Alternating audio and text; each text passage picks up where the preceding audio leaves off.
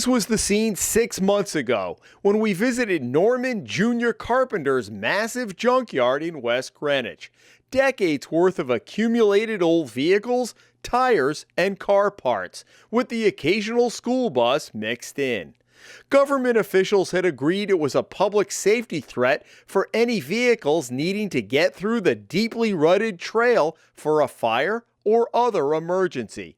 And a top state administrator was talking tough. This is getting done within a concrete period of time, or the hammer's gonna drop. Mackie McCleary, director of the State Department of Business Regulation, which oversees all junkyards in Rhode Island, had been on the job 6 months when he told us in September it was time to enforce local and state orders that Carpenter had largely ignored for more than 2 decades.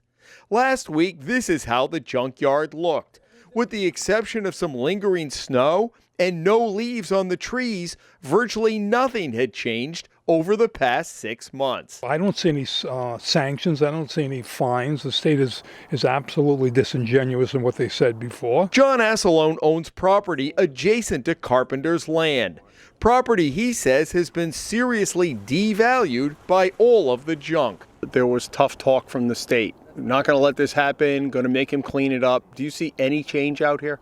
There have been no changes out here. And, I think it's becoming typical of Rhode Island, not only in this situation, more taxes, more bureaucracy, more rules and regulations. And if people don't follow them, so what? Hire an attorney. And that's exactly what Assalone did, hiring lawyer William Harsh, who filed a lawsuit 2 years ago in an effort to get the property cleaned up. This place was never declared a Superfund site, but it could have been, and in my mind should have been. DEM should have been far more active, but they were not. So what has the state been doing since last fall? We sat down with McCleary again late last week for an update. What we've done in those 6 months is aggressively pursue a resolution with the parties.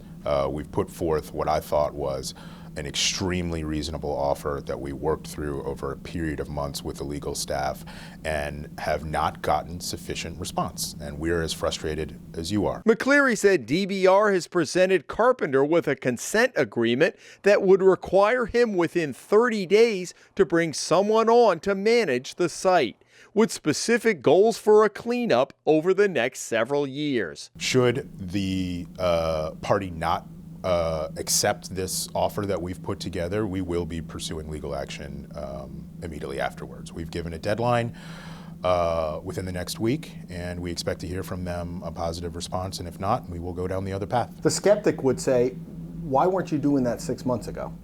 It's cheaper and faster to do it by agreement. Had we been successful at getting an agreement, we would have already been at work by now. Whereas now, I've got to go through a legal path that could take months, maybe years. The judicial system is not well wired to meet my performance management goals, unfortunately. Carpenter's lawyer tells the Hummel Report his client has no intention of signing the state's consent agreement, saying it is a simple case of property rights. He added that Carpenter doesn't have the money for such a cleanup anyway.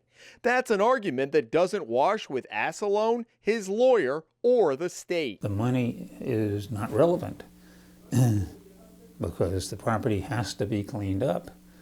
And this is not a question of whether you can afford to do it or not. What about the argument that I don't have the money? Well, you know what? Put up your land for sale and I'll get in here and clean it up. No problem. Or take a loan on it. I'll be glad to find them a loan and get it cleaned up. I mean, this is kind of ridiculous. It's not brand new. This is years. That's unfortunately an insufficient response. There's a lot of land on this site. There's an extraordinary amount of what I would call land wealth associated just with this site. Collateral.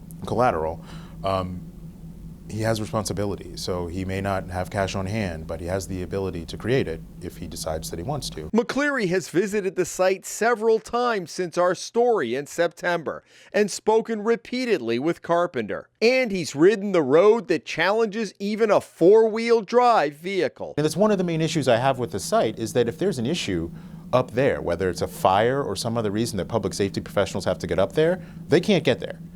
And that is unfair both to the public safety professionals, but also to the community around it. Do you have the tools and the resources within DBR to fight this successfully in court?